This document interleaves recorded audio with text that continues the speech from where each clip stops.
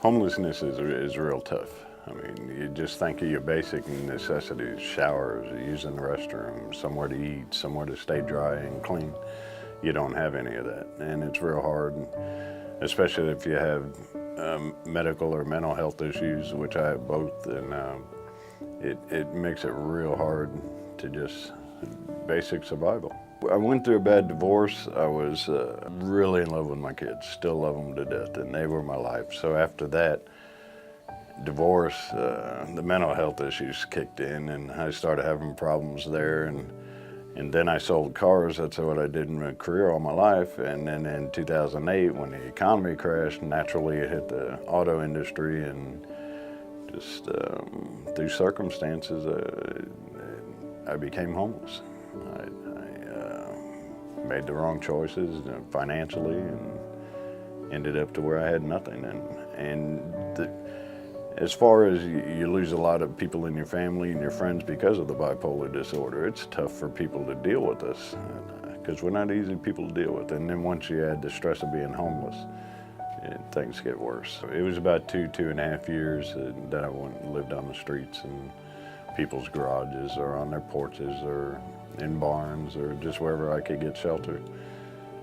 I stayed away from asking for help because you feel like, well, each day will change and it'll get better, and it doesn't. And I just reached the point that I had had enough where I was at the end of my rope, and the VA has a crisis number, and I called that number on a Friday, and Monday afternoon I was assigned here to the Salvation Army Vet and Family Center.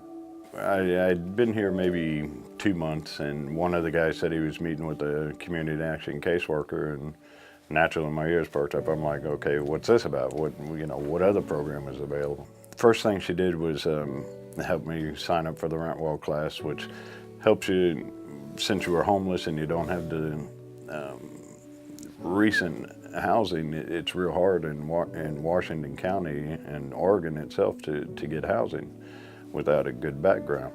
So what the Rentwell class helped us do was overcome the barriers that we were facing. Whether it's getting your credit report and finding out what's on there and writing to try to straighten out your credit, or remembering previous landlords, and if you owe for an eviction or past rents, they'll show you how you can budget yourself and send what you can to at least attempt to start paying back your debts and overcome those barriers. The other part they really help is like our bus passes. I have no income because I'm waiting for my Social Security disability, and they paid, and they're still paying to this day, my bus passes, so that helps me immensely. When it came time that I did find an apartment complex that I got approved at, they went in for my safety, and as well as the landlord's, is to inspect the apartment, make sure everything was adequate and it was sufficient for a veteran or anybody basically to live there. They paid the deposits that were required, which again, with no income and having been homeless and unemployed for 2.5 years, I had no chance at all to do it without that program.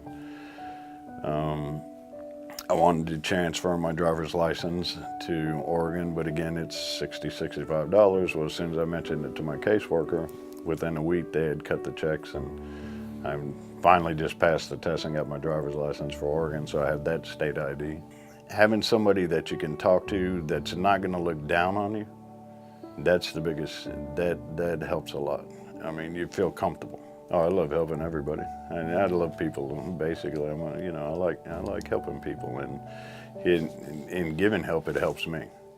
And I come back here all the time. I was here last week, 5 days, even with my bad legs. I was cutting the grass because it needed it. And I know if I can give back a little bit, and everybody else is giving back, and it helps another vet, and that's what I like to do.